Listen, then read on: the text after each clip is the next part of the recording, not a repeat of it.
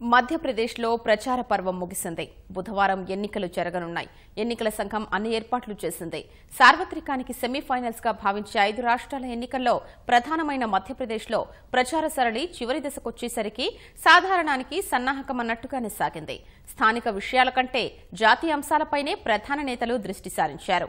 Congress party అధ్యక్షుడు Rahul Gandhi NDA 5 ఏళ్ల పాలనా వైఫల్యాలు, అవినీతి అంశాన్ని ప్రధానంగా ప్రస్తావిస్తే, ప్రధాని నరేంద్ర మోదీ అయోధ్య అంశం సహా తన కుటుంబ సభ్యులపై హస్తం నేతలు చేసిన వ్యక్తిగత విమర్శల్ని ప్రధానంగా ప్రస్తావించారు.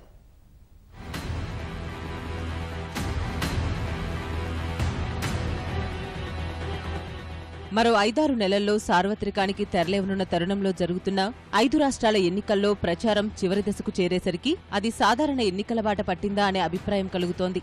అందుకు కారణం జాతీయ స్థాయి నేతలు తమ ప్రచార సభల్లో స్థానిక అంశాలపై కాకుండా జాతీయ అంశాలపైనే ప్రధానంగా దృష్టి సారించడమే. మధ్యప్రదేశ్లో ముగిసిన ఎన్నికల ప్రచార సరళి గమనిస్తే ఈ విషయం స్పష్టమవుతుంది. మధ్యప్రదేశ్లో పరోక్షంగా హిందుత్వ ఎజెండాతో భాజపా తొలుత ముందుకు వచ్చినప్పటికీ ప్రత్యక్షంగా అభివృద్ధి ప్రాతిపదికనే ఎన్నికల పోరుకు సిద్ధమైంది. స్థానిక అంశాలనే ప్రస్తావిస్తూ ప్రచారాన్ని కొనసాగించింది. జాతీయ నేతల రాకతో ఒక్కసారిగా మధ్యప్రదేశ్ అంశాలు పక్కకిపోయి అయోధ్యలో రామమందిర నిర్మాణం సహా కాంగ్రెస్ పార్టీ వారసత్వ రాజకీయాలు తెరమీదకొచ్చాయి. రాజస్థాన్ కాంగ్రెస్ నేత సిపి జోషి మోదీ కులం గురించి చేసిన వివాదాస్పద వ్యాఖ్యలు మధ్యప్రదేశ్లో భాజపాకు ఎన్నికల అస్త్రంగా మారాయి. శివరాజ్ సింగ్ చౌహాన్ 15 ఏళ్ల పాలనపై వంకపెట్టడానికి ఏమీ లేకే తన కులాన్ని కాంగ్రెస్ ఎన్నికల గోదాలోకి తెచ్చిందంటూ నరేంద్ర మోదీ సెంటిమెంట్ రాజేసే ప్రయత్నం చేశారు. आज कांग्रेस पार्टी दिन ब दिन इतनी नीचे गिरती चली जा रही है। उन्होंने राजनीति के संस्कार छोड़ दिए हैं, शिष्टाचार भूल गए हैं और चुनाव में विकास के मुद्दों पर बहस करने के लिए वे अपनी हिम्मत भी खो चुके हैं। तब फिर चुनाव का मुद्दा बन जाता है मोदी की जात कौन सी है। आप मुझे बताइए भैया, ये मोदी की जात कौन सी है, इसके आधार पर वोट देंगे क्या? क्या ये जातिवाद का जहर कांग्रेस पार्टी अभी भी छोड़ नहीं पाएगी क्या? గతంలో గుజరాత్ ఎన్నికల వేళ నరేంద్ర మోదీని నీచ్ జాతి వ్యక్తి అంటూ కాంగ్రెస్ సీనియర్ నేత మణిశంకర్ అయ్యర్ వివాదాస్పద వ్యాఖ్యలు చేయగా మణిశంకర్ అయ్యర్ను కాంగ్రెస్ నుంచి సస్పెండ్ చేశారు. కానీ అప్పటికే జరగాల్సిన నష్టం జరిగిపోయింది. అయ్యర్ మాటలతో గుజరాతీల్లో భావోద్వేగాలు రెచ్చగొట్టిన మోదీ ఆ ఎన్నికల్లో లబ్ధి పొందారు. అయితే ఈసారి త్వరగానే మేల్కొన్న కాంగ్రెస్ సిపి జోషి వ్యాఖ్యలు వెలుగులోకి వచ్చిన రోజే వాటిని ఖండించి జోషితో క్షమాపణలు చెప్పించడం ద్వారా నష్ట నివారణ చర్యలు చేపట్టింది. ఈ వివాదం సద్దుమణిగేలోపే రాజ్ బబ్బర్ మోదీ తల్లిపై మహారాష్ట్ర నేత విలాస్ ముత్తెంవార్ రాజస్థాన్లోని కాంగ్రెస్ పార్టీ నేతలతో మాట్లాడుతూ మోదీ తండ్రిపై చేసిన వ్యాఖ్యలు మళ్లీ అగ్ని రాజేశాయి. ఏనాడు ప్రభుత్వ పదవుల్లో లేని నా తల్లిదండ్రులను ఎందుకు రాజకీయాల్లోకి లాగుతున్నారంటూ మధ్యప్రదేశ్ ఎన్నికల సభల్లో మోదీ భావోద్వేగంగా కాంగ్రెస్ నేతలను నిలదీశారు. 30 ఏళ్ల క్రితం తనువు చాలించిన తన తండ్రికి ఇప్పటి ఎన్నికలకు ఏంటి సంబంధమని ప్రశ్నిస్తున్న ప్రధాని మోదీ రాహుల్ కుటుంబంపై తాను చేస్తున్న విమర్శల్లో మాత్రం ఏ విధమైన తప్పు లేదని చెబుతున్నారు. వారు రాజకీయాల్లో లేకుంటే విమర్శించేవాడిని కాదని అంటున్నారు.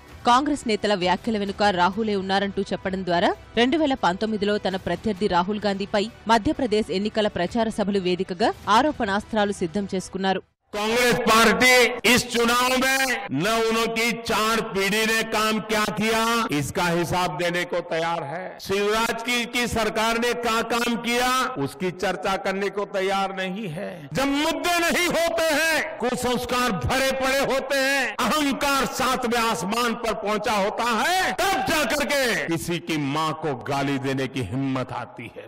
आज मुझे दुख के साथ कहना पड़ रहा है, मोदी के साथ भिड़ने के बजाय तो आप मोदी की मां को गाली दे रहे हैं। जिस मां को राजनीति का र मालूम नहीं है, जो मां अपनी पूजा पाठ घर में अपने भगवान के स्मरण में समय बिता रही है, उस मां को राजनीति में घसीट के लाए। కాంగ్రెస్ పార్టీ కూడా ఈసారి మధ్యప్రదేశ్ ఎన్నికల్లో భాజపాకు దీటుగా హిందుత్వ ఎజెండాను భుజానికెత్తుకుంది. స్థానిక నేతలు గోవుల సంరక్షణకు, నర్మదా నది ప్రక్షాళనకు సంబంధించి అనేక హామీలు గుప్పిస్తుండగా ఆ పార్టీ అధ్యక్షుడు రాహుల్ గాంధీ భాజపా పాలనలో అవినీతిపై ప్రధానంగా ఆరోపణలు చేస్తున్నారు. నరేంద్ర మోదీ పాలనలో వైఫల్యాలు, హామీలు నెరవేర్చకపోవడం సహా రఫేల్ కుంభకోణం వంటివి ప్రస్తావించారు. ఎన్నికల ప్రచార సభల్లో అవినీతి, రైతుల సమస్యలు, నిరుద్యోగంపై పదే పదే మాట్లాడే మోదీ ఇప్పటి వరకు వరకు వాటిని ఎందుకు పరిష్కరించలేదని ప్రశ్నించారు. మోదీకి 2019 భయం పట్టుకుందంటూ అనడం ద్వారా రాహుల్ కూడా మధ్యప్రదేశ్ ప్రచారాన్ని సార్వత్రికం వైపు మళ్లించారు. ప్రజలు మోదీ పట్ల విశ్వాసాన్ని కోల్పోయారని పదే పదే విమర్శించడం ద్వారా సాధారణ సమరానికి రంగం సిద్ధం చేశారు.